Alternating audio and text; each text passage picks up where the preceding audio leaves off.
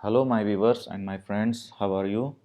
And in this today's video, we are going to learn about some prepositions in English, how to use them, what is the meaning of these prepositions, and how to use them in different scenarios and different aspects.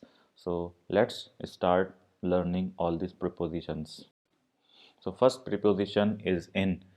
Basically, in preposition is used for both place or space and time and space. So we will learn about place preposition first. So in is used for large places such as countries, continents, big cities, etc. For example, I was born in India. So India is a country, so we will use in for that. I live in Los Angeles. Los Angeles is a big city, so we will use in for live in. Okay, so next preposition for place is or space is at. So at is used for smaller and insignificant places. So as I told you before, in is used for large cities, continents or countries, but at is used for insignificant places or smaller places like uh, a uh, street or a wall or a table like this. So for example, I will meet you at the restaurant. Look at the wall. So both restaurant and wall are smaller and insignificant places in comparison to a country or a continent or a big city. So I hope it has all be clear for you. Next preposition is all of. So all of is used for pronouns before pronouns such as us, they, them, me, you, etc. For example, all of us are going to Washington, all of you are going to be punished, all of them will be liable for this event. So you can see that all of is being used before us, you, and them, like these pronouns. Next is all. So all is used in all cases other than all of. All of is only used before pronouns like them, us, me, you, but all is used in all other cases. For example, all cities in India are being developed. All people of India are friendly. So you have seen that we are using all for cities, for people. So don't get confused. First, we used in for space and place, but here we will use in for time. So, is use in for general measurements and for year. For example, I am going to meet you in 2 hours. So, you see that we used in for time. I was born in 1995. So we used in for a year. I born in 1995. Next is on and at time prepositions. So use on and at for specific dates and time. For example, our next meeting is on 12th of May. My train is scheduled at 12 o'clock.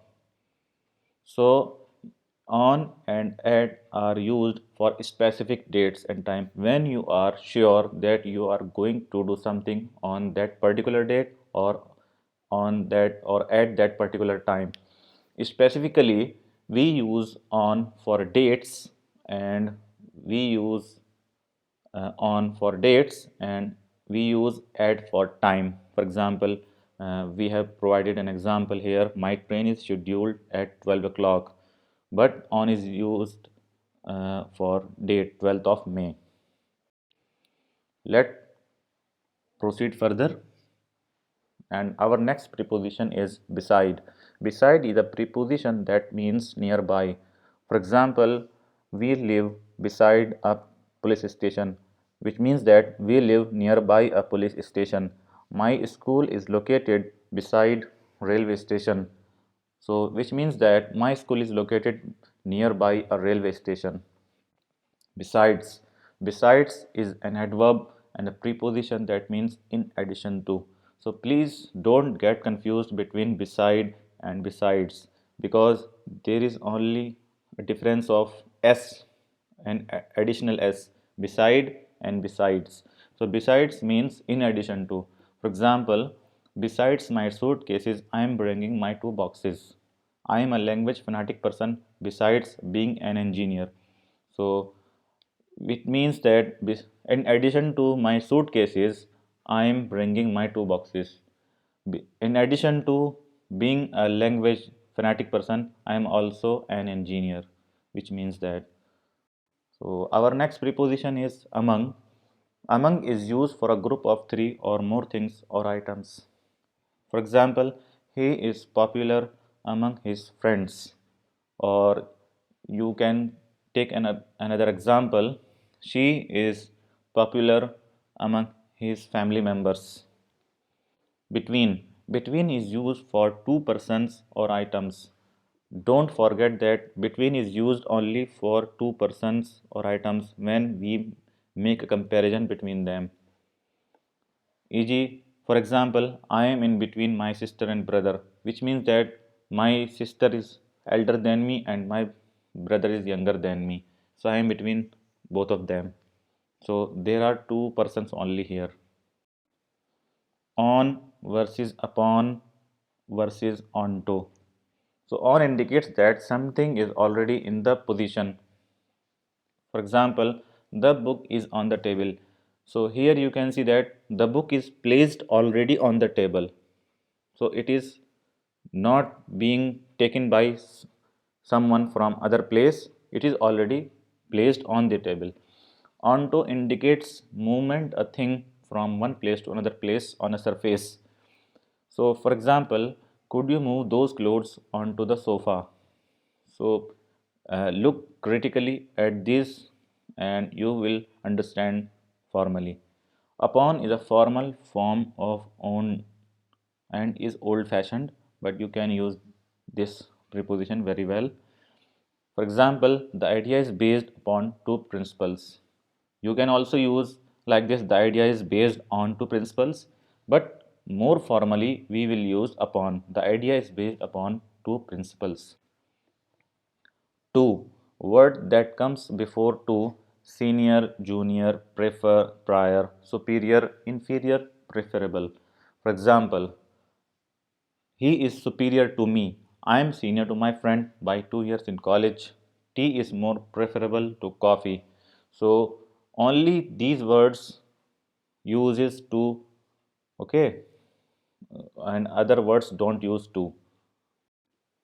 The next preposition is then. In all other cases other than to, we use then. For example, he is better than me in playing hockey. I am younger than my friend by 1 year in age. In versus into. In is used when you mean that a person, a thing is located inside a location. Means that a person or a thing is already placed or are located or sitting inside something or inside a location. For example, I am in the school right now, which means that I am already present in the school. Into is used in the sense of coming towards something. For example, I am coming into your office, which means that I am just entering your office and I have not entered yet, but I am entering. Next is for versus since. For measures period of time. For example, I am waiting for you for 2 hours.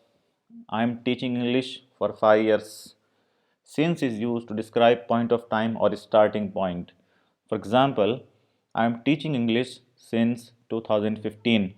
So you see that I used for a period of time 5 years. But in this sentence, I am teaching English since 2015. I use since to describe a point of time because 2015 is a point of time, not a period of time. I'm waiting for you since 12 o'clock. So 12 o'clock is a starting point of time from which we are measuring our time. The second last preposition is agree with. Agree with is used for an agreement with a person. For example, I am agree with you regarding our project. I am agree with Susan on this report. So both you and Susan are person. So we used agree with. Our last preposition in this video is agree to. Agree to used for an agreement to an idea, proposal or plan. For example, I agree to the idea to go to Malaysia this year. I agree to your plan of studying English every day. So thank you all for watching this video till the end, and